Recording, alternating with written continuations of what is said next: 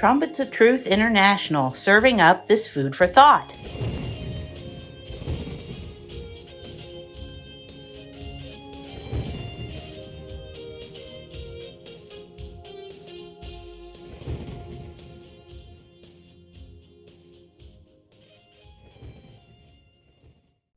Hey, Joy, is water okay?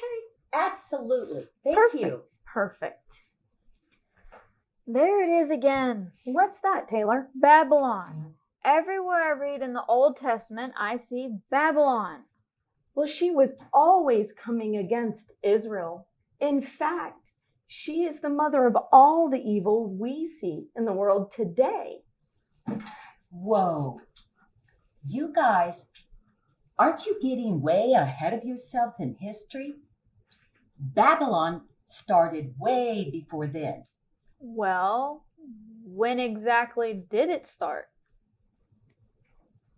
It actually started in the garden. You see, in the beginning, God's wisdom was with Christ. But when Eve chose Satan's wisdom over the Lord's wisdom, she left from there, went into the heavenlies, and another replaced her. What replaced her? The wisdom of Satan, who would be known later as Babylon. Yes, and God told Adam and Eve to go forth, multiply, and subdue the earth.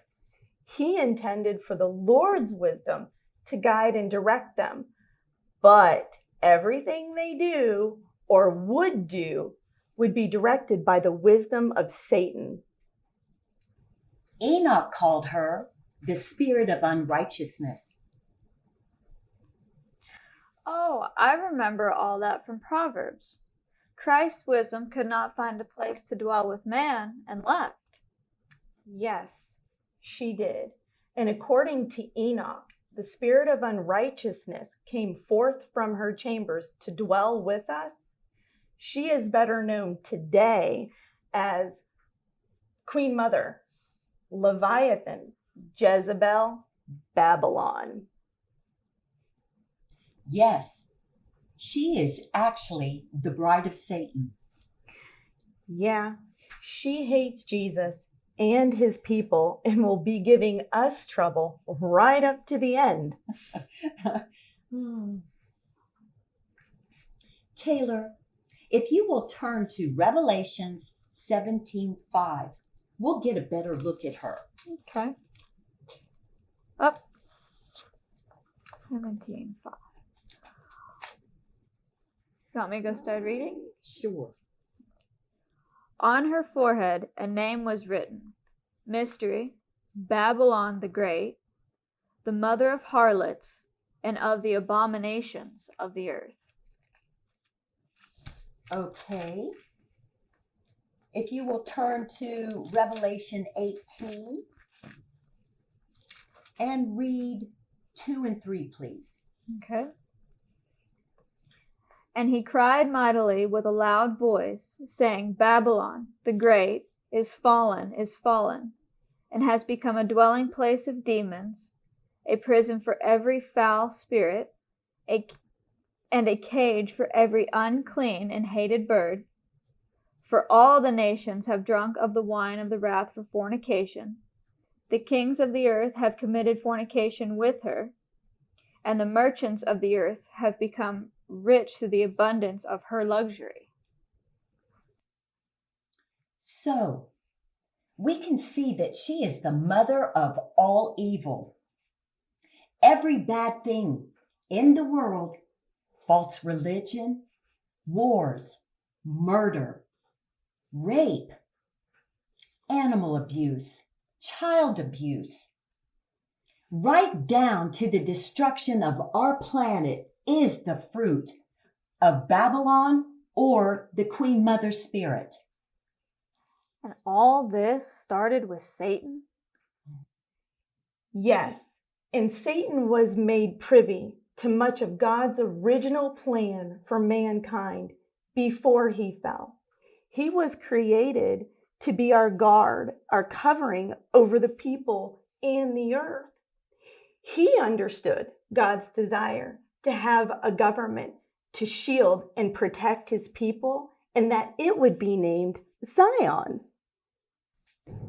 He also knew that he would gather his people when they multiplied to form a spiritual city that he would call Jerusalem, the city of peace, to be his bride. Yes, and as we know, Satan counterfeits everything. So he formed governments to rule his world and built himself a city too. Oh, I remember that city. It was Nimrod that started that city. Sure was. And Babylon over the ages has spread out over the whole earth. Yes, through this space age, she has even extended into the heavenlies. We can see her fruit everywhere we look. But sadly, everyone on this planet, since Adam and Eve, have tasted of her fruit. People in the early ages, back in the era of Adam and Eve, resisted that fruit. But before long, the stronghold of Satan's knowledge would grip man's minds and hearts. And generation after generation would become more and more evil and give in to the ways of Babylon. So where do we see Babylon today, and what's the evidence of her ruling over us? Uh-oh, I hear thunder. I better go get Peg. Okay. I'll be right back. Peg. Hi, baby. Poor Back. baby. All right, Peg, you're going to have to lie down because we're busy. Well, she's everywhere. She's a part of Satan's tree of good and evil and has spread her branches out over the whole earth.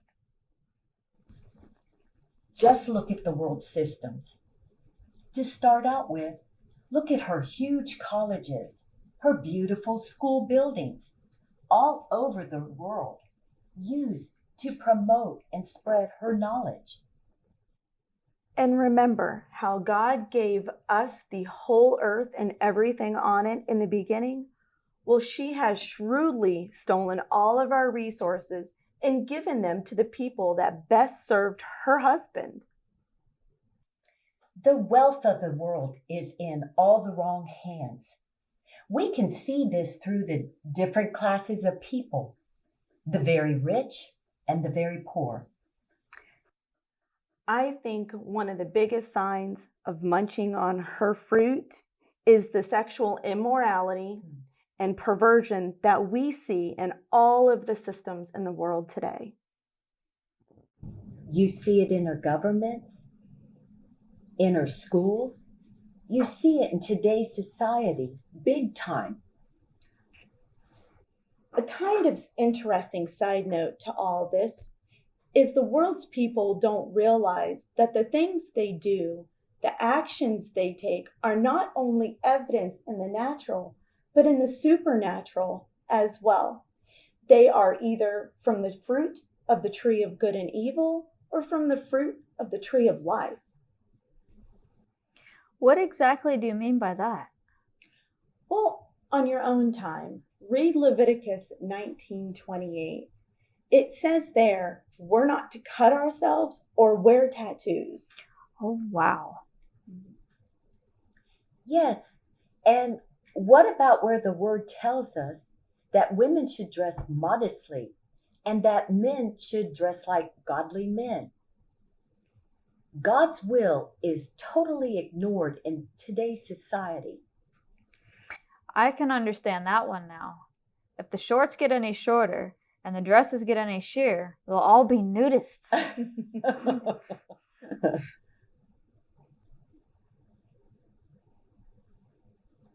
But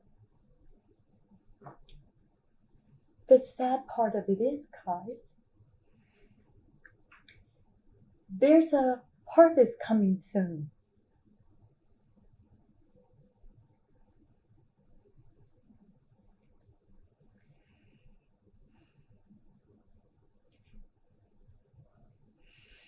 where God will gather the righteous to a place of safety, shelter, and peace. But in his wrath, the evil fruit of Babylon is harvested. And as the Bible says, he'll burn it up as chaff. Well, it says Babylon will burn in 1 hour. That's pretty quick. So let's turn back to Revelation chapter 18 now and read through verse 4 to see what God would have us do. Okay. 4. And I heard another voice from heaven saying, "Come out of her, my people, lest you share in her sins, and lest you receive of her plagues." And I intend to heed the voice of the Lord. So, how can you tell if you're in Babylon or not? Well, it's actually quite easy, Taylor. The word says that a good tree cannot produce bad fruit, and a bad tree cannot produce good fruit. So by their fruit, we will know them. So, as we look at our lives, are we bearing the fruit of the world or the kingdom? Are we drawn to Babylon or to God's city, New Jerusalem? Do we have a taste for Satan's fruit like Adam and Eve? Or has Christ's wisdom returned and found her home in our hearts, and our fruit is of the tree of life? I guess we need to become good fruit inspectors. That's true. I'm hungry. What's Well, for lunch? fruit salad.